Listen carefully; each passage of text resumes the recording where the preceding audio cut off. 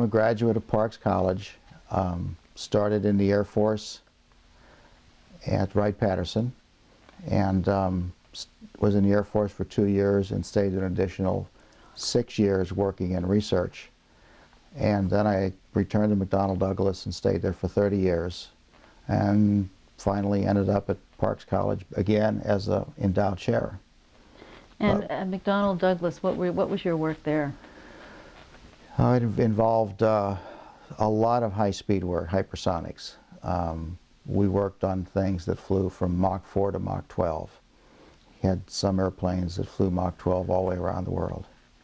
And just for the benefit of people, can you just explain what the Mach refers to? Mach number is how many faster than the speed of sound you are. So literally a Mach 12 airplane flies about 12,000 feet per second, or about 14,000 miles an hour. And it could fly all the way around the world. Almost built it.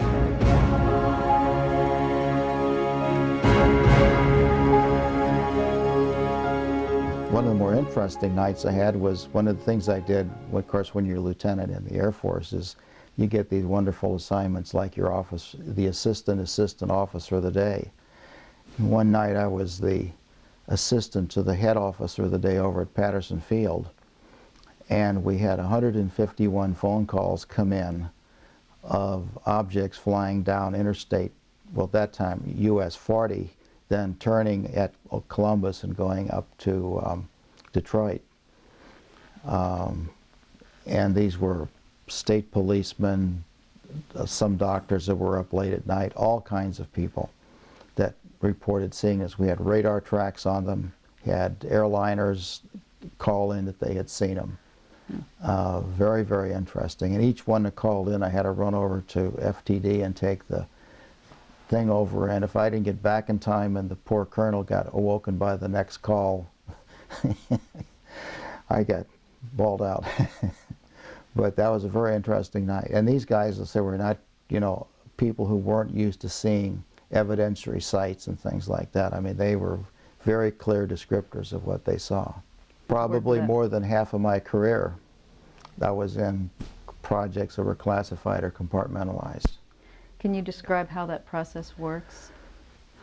Well, generally, you have to, depending on the level of the compartmentalization and the secrecy level, you have to go through a fairly significant background check. It takes between 6 months to a year to get the background checks. And then when you do that, then you generally, if you're in a very tight compartment, then you have to sign a statement that you will not divulge the existence of the project or even answer a question that could divulge the existence of the project. And it's not even on a need-to-know basis, it's on a basis of people being identified specifically to know what you're working on and directly associated with the project. So it's very closely contained material. If you have a covert project, the funding would come through a number of government sources, none of which would be identified to the workers. Whatever higher level people were involved in it, even they might not know where the funding came. It's just that you sign a contract with the U.S. government and the funding would show up at the right place at the right time. If there were non-earthbound sources of the information, you would, at least at the people that were doing the design work or doing the analysis work, would never have any idea of where it came from. All you would have to do is visit Russia to see how they did it. They would compartmentalize every project into what I used to call silos, and they would have a colonel or a colonel general sitting on top of that, and literally they could not talk to anyone outside of that silo. And if someone else needed help, one person would be sent over to another place, sit down at a desk, look at a piece of paper, say, yes, I know what that problem is, here's the answer to it, and walk away. He would not even know what it was that he was working on. There's giant triangles that appear over Palmdale that move very slow. So they may be different triangles from, so they have these, the ones that I've heard about have this glow around them, and they're very large and very slow moving.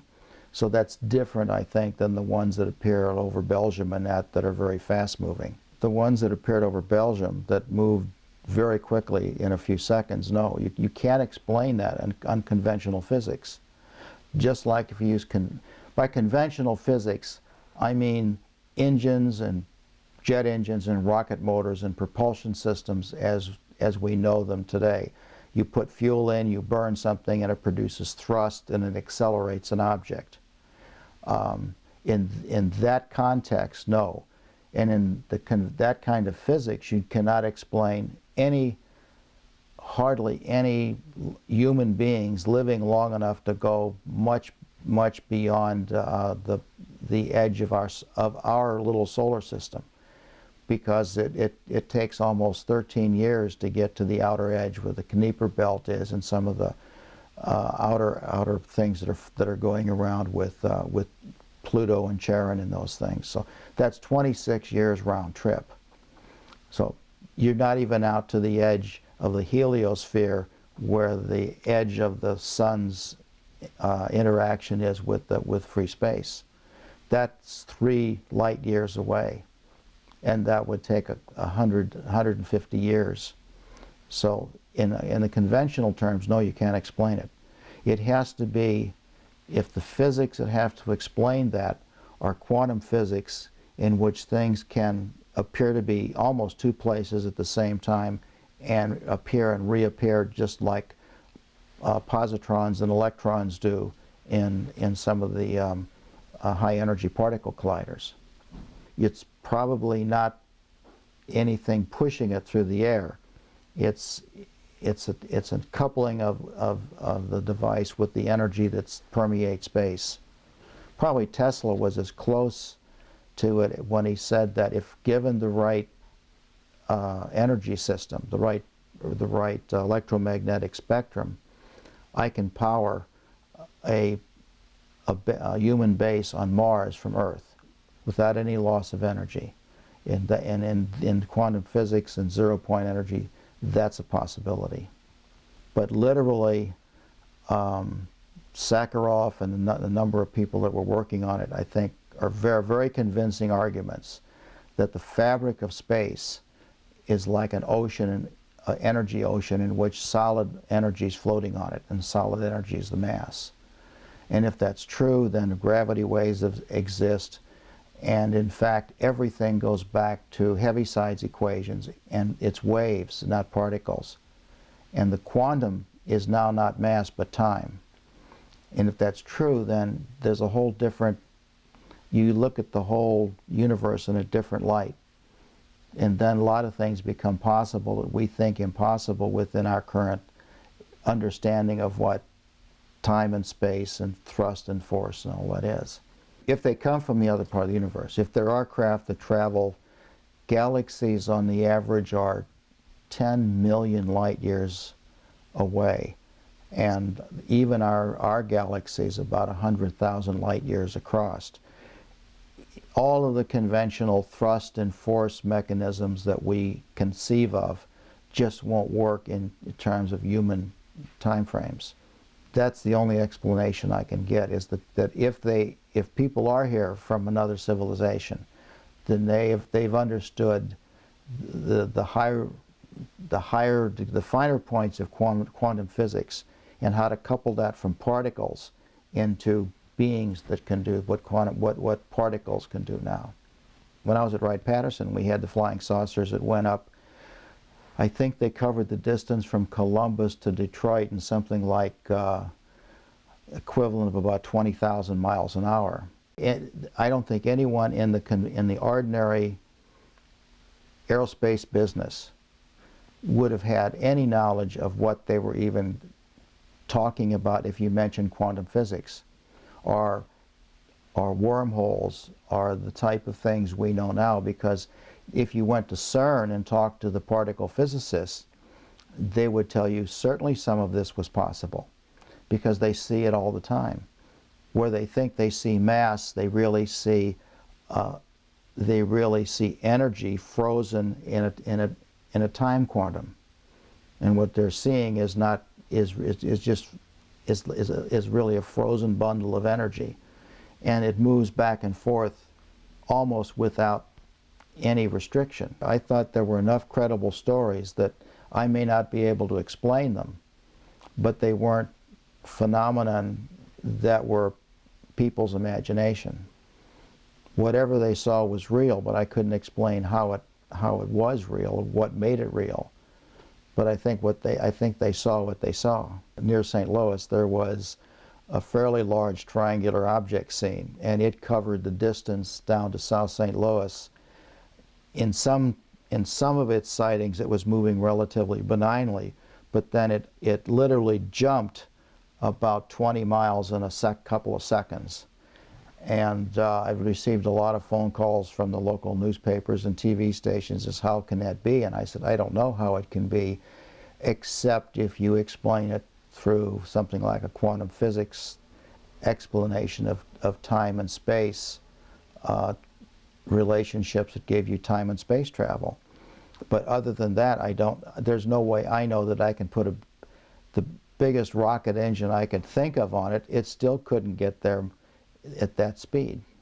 And the noise and the sound you would make doing something like that would wake everybody up for 10 miles. And it made no sound at all. It starts out at hover, and it literally almost disappears and pops over here. So it's not like a cartoon where it goes whoosh. It's almost like it disappears and comes up over here.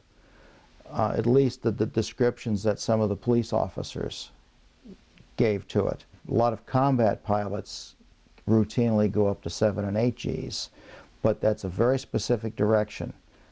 That's from your head downward along the axis of your spine. If you were to take that, what's called eyeballs in, which is when you accelerate, the force is this way, you literally would have your eyeballs compressed out of their sockets and you'd have brain damage. So the Gs to do that might be in the level order of 1,000 Gs. So no, that's not physically possible for any, even insects, to take that level of acceleration, even over a short period of time. You might get, in an automobile accident, you might get 100 to 150 Gs, and that's when the car is completely crushed. So that's what would happen to a human being if that were a conventional force accelerator. So it's not a conventional force accelerator, because if there's people in them, human beings in them, or a being in them that isn't crushed, then it has to be a different way of doing it. The hard part is to find a way to physically do that. You know, there are people who've been experimenting with zero-point energy or try to tap zero-point energy for years. Every once in a while someone will do it accidentally. They'll call it cold fusion, but I don't think it's cold fusion. I just think it's a zero-point energy tap. Except for 3 people that I know, no one has been able to control it. When it happens for a short period of time, and it's almost always destructive. It's like drilling a hole in the base of Grand Coulee Dam, and all of a sudden this jet of water comes out that literally has enough pressure to cut you in half. Without a valve on it, you can't shut it off. There's one guy that a friend of mine actually visited in Ann Arbor, Michigan, that was, I consider, a mathematical genius that actually figured out a way to control it. He was so paranoid, he divorced his wife, left his wife and children, and went in hiding because he was terrified that someone would kill him for the knowledge that he had, the ability to tap this whenever he chose to and control it. We don't know where we haven't seen him in 5 years. I don't know where he is. You know, right now today you've got an energy problem with the price of oil. What do you think would happen if you introduced an ability to tap? Zero-point energy represents about 40 to 50 megawatts of power per cubic inch of space. That's a lot of power. That's 4,600 million watts of power. And if you could tap it at will, then no one would have to sell gasoline or oil anymore. You would just tap into it. It would be, It would be like taking and going out to the Great Lakes and taking out one drop and using it. You'd hardly miss it. And since it permeates the whole universe and it continually fluctuates as the matter and antimatter interact, it's not like it's a steady lake. It's a pool the size of the universe. So you'd never, for what we would use it for, you'd never even miss it. The only thing this one guy claimed that happened is, if you bottle it and move it to another location and release it, he sounded exactly like Mr. Spock. He said you create a tear in the time domain of the local space and actually cause a problem, which he claims he did, and he will never do it again, which is bottle and move it. The other part is that it doesn't work on conventional jet engines. One has to create an actual zero-point energy engine to do that. This one guy in Ann Arbor, Michigan had one running in his basement, not connected to any power source whatsoever, sitting in the middle of a table, and it had been running for a year. Yeah, of the ones I've seen, now they might be able to make an engine that would drive an automobile, or they might make a motor that would drive a pump for a well in Africa somewhere, or a generator to power a village. But none of them would have even the inkling of how you would build a ship the size of a football field and make it move at the speeds that apparently it moved. And speed's actually the wrong word. What appeared to be changing in location in very rapid times. Because conventionally we think of this as speeding through space, but what if it really acts like some of the high energy particles at CERN? They really transfer into energy and reappear over here, and there was no mass that went anywhere, because all mass is solid energy.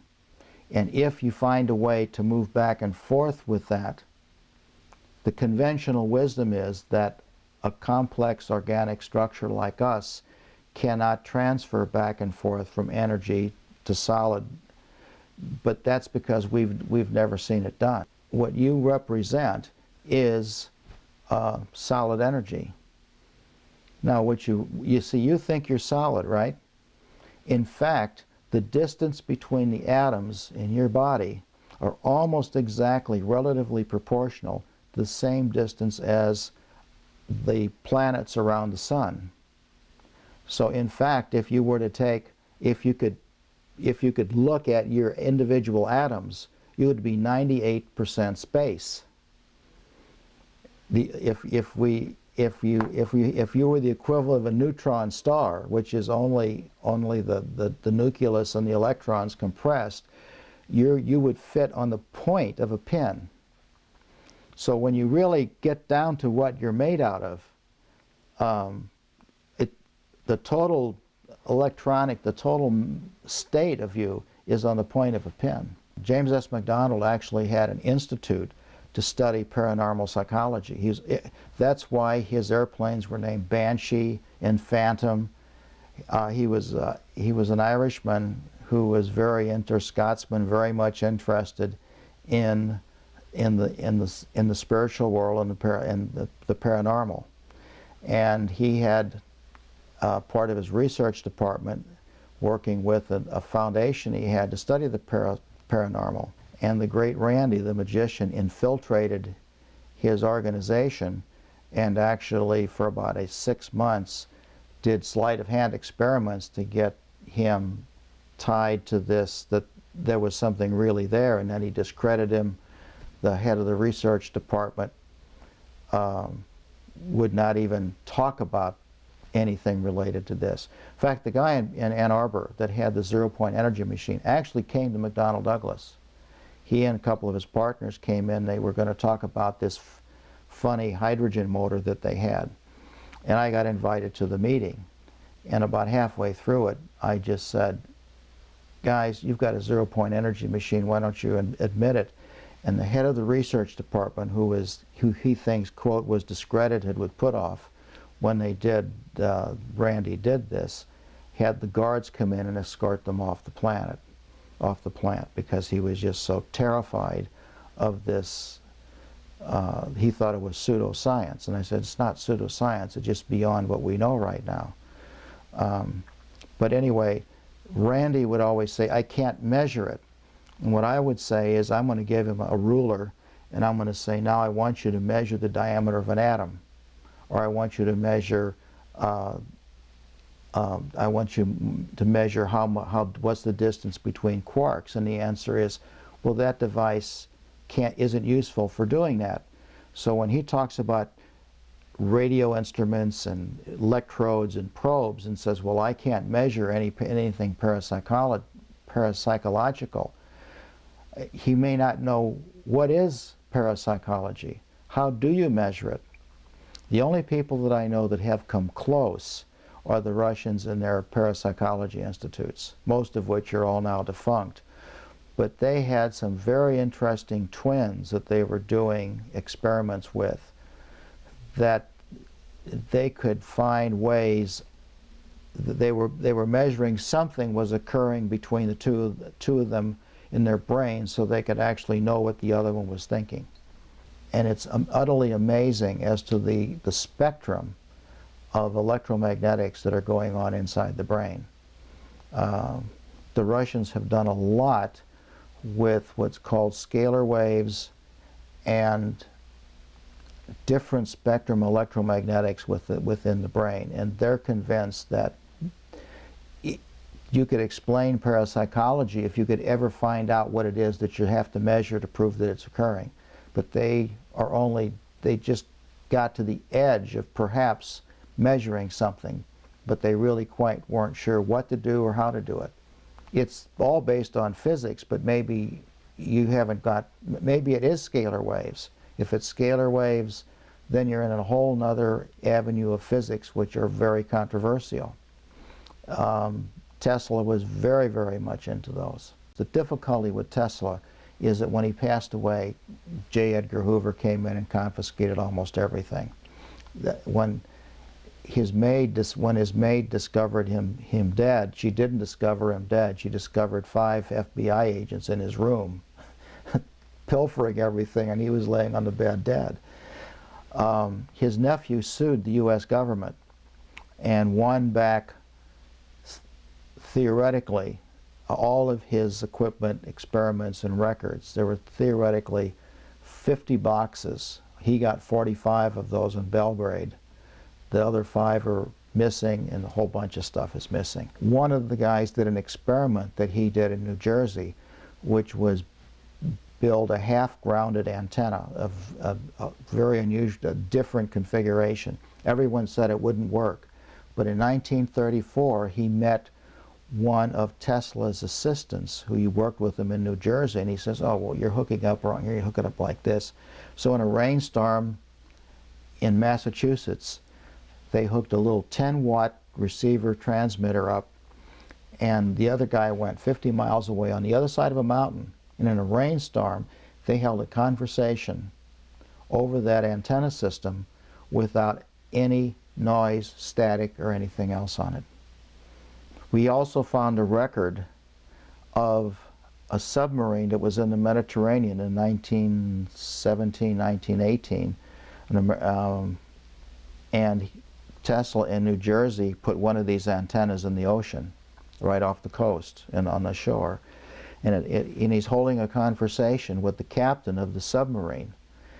And one of the guys actually dug out of the Navy records the log of the submarine, and it essentially says, some idiot who's claiming he's in New Jersey talking to me must be absolutely crazy, because I know I'm 100 feet underwater and no one can be talking to me from New Jersey. And he had the matching language in his records, in his logbook, Tesla's logbook. So what was that? You know, people say, oh, it was an accident, it was a coincidence, it was an inversion of the what layer over here, you know. There are a lot of things we can't explain that people have actually done.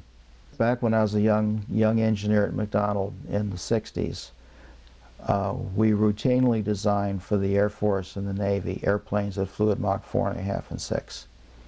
The Vietnam War interfered with most of that, but we had running engines that would fly Mach 6 easily. We actually had tested engines that would fly the Mach 12 airplanes.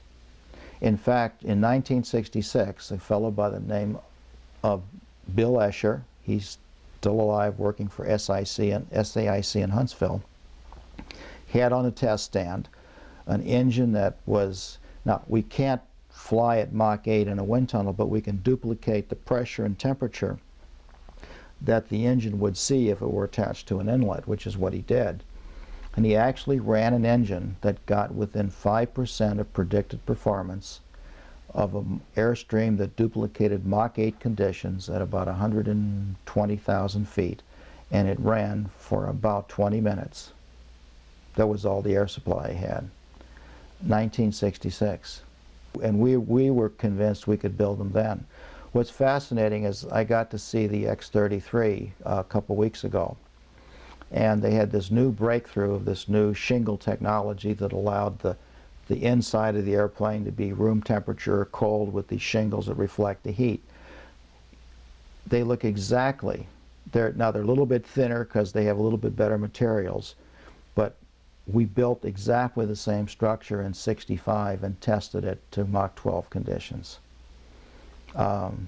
Almost the same standoffs, a little bit more elegant than what we had because they have a little more elegant materials these days. But we were convinced we could do it then. People laugh at you and say, well, no, you couldn't, or no, it's impossible, we're not going to do that because it's risky. But no, it wasn't risky, and yes, it could be done. All it takes is a dreamer. So can you imagine the Wright brothers if one was a lawyer and one was an accountant? Why are you going to build a stupid airplane for? It only carries one person. Who's going to buy it? What kind of profit margin are we going to get? God, we got 40% on bicycles. Why are we doing this for? Think of the liability. Everybody can sue us. It's a bad idea. Yeah, let's not do it. As long as we have that opinion, we're stuck. What you have to say is, by gosh, it's something that no one's ever done before. Let's try it. If I were to look at, since my first introduction to UFOs as a young lieutenant, to today, I would say you have to look at, first of all, I believe there's a large number of covert projects that go on in the United States that none of us are ever aware of. And if you see some of those things, they probably bend your mind and they don't fit your conception of what an airplane or whatever it is. And so it seems to you to be a UFO. So I think maybe a large fraction of those are covert projects that we're doing or someone's doing that are earthbound and human beings, and if you really knew what was behind them, you would say, yes, I can see how that works. But then I think it's like Project Blue Book. There's this hardcore 10, 15% or 20% that don't fit any explanation other than the fact that the individuals, the beings that are in them and came here by way of a process that we're not familiar with, that is time-space travel. And I firmly believe that some of those are like that. The history of the world has been that the wrong individual getting that information can use it for a lot of destructive things. Not everyone would use it for the betterment. Almost anything you can think of can be turned around to be used as a weapon. And when you get into these kind of energy time transitions, whatever, and that's, I can't think of the best word. It's what Tom Bearden says, that they could be used to just wipe out whole segments of the population and the Earth, as well as they could be made to liberate us from all dependence on fossil fuels. Well, first of all, the ballistic missile defense system is probably a pipe dream in the sense that if what it's designed for is that you know where it's coming from. And when we had Russia, there was a 50-50 chance that you knew about where it would be coming from. With the rogue nations we have today, it's absolutely ludicrous. It's the guy who walks in with the briefcase with... Remember that in the 50s, they built a nuclear warhead that fit inside a Sparrow, AIM-7 Sparrow, which has an 8-inch diameter body. And that was a quarter-kiloton weapon. That'll fit inside any briefcase you can think of. Now, the guy may die carrying it, but he's going to die anyway, so what difference does it make? I'm far more feared of that than... If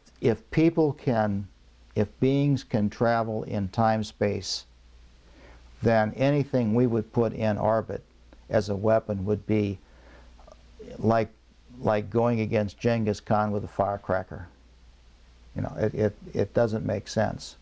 You know, when we talk about zero-point energy, what that means is that when everything comes down to rest, there's still energy left. It's like sea level in the ocean.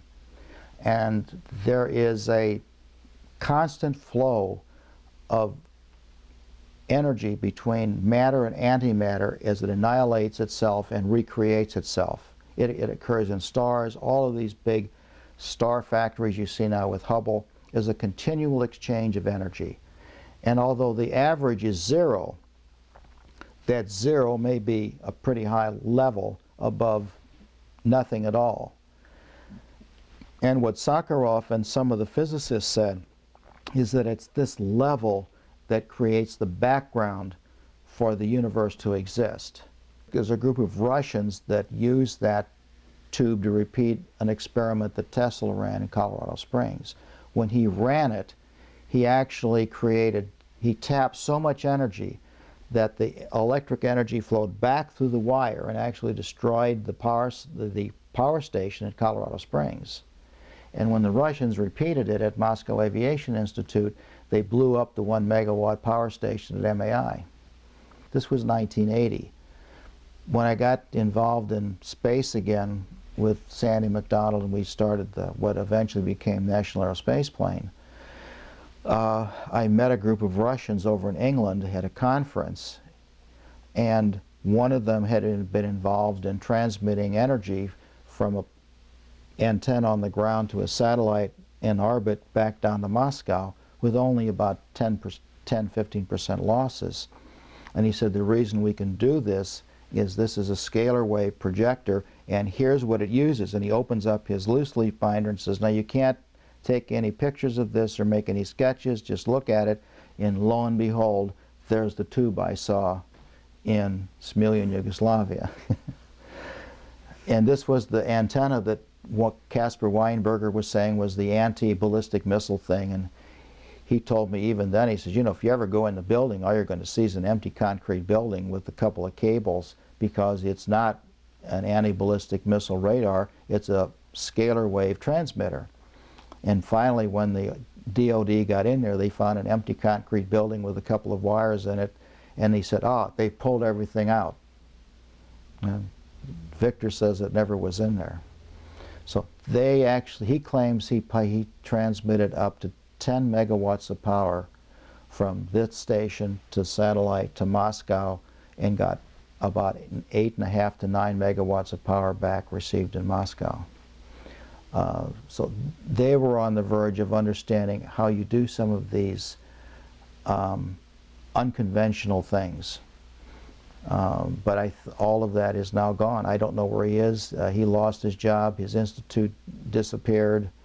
So a lot of that work just collapsed in the Soviet Union. That's the same tube that Tesla says he could transmit energy to Mars, the surface of Mars, and support a human colony, or to the surface of the moon. So once you break through that, and you actually do that, then just think of the whole. Then fuel doesn't become a problem anymore in orbit.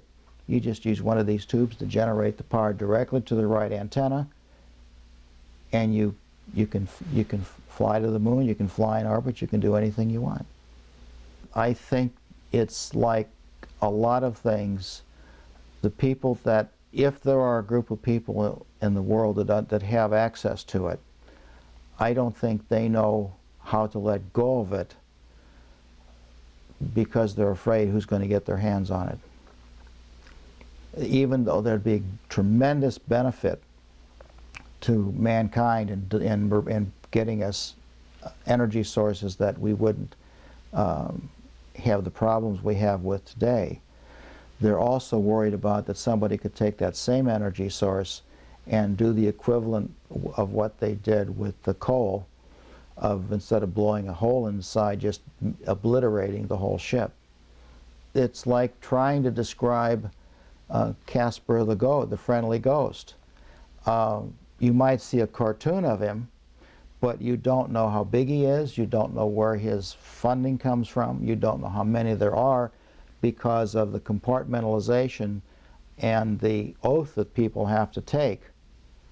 I mean, I know people today that worked on one of the things that I worked on, that if you asked them, do you recognize this name, they would, even if I can show it to you on the internet. There's some things that have come up recently on the internet where some of the stuff that I was associated with, their names are now on the internet. They would say, no, I have no idea what you're talking about. In their 70s now. But they still absolutely would never admit that they even know what you're talking about. So you don't know. You have no idea. But it's probably larger than you think.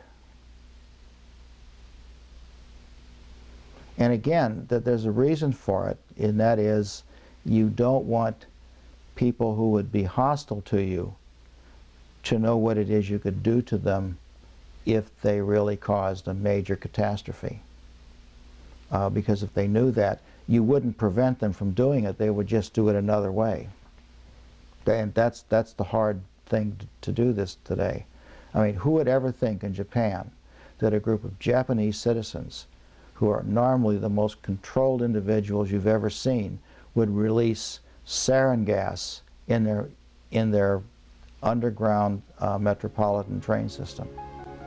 It just blew my mind that they did that. The possibilities of UFOs are much superior than we think. Really, probably it's hard to say that unidentified flying objects fly. What does it mean, fly? A plane flies because it has a sort of importance, but probably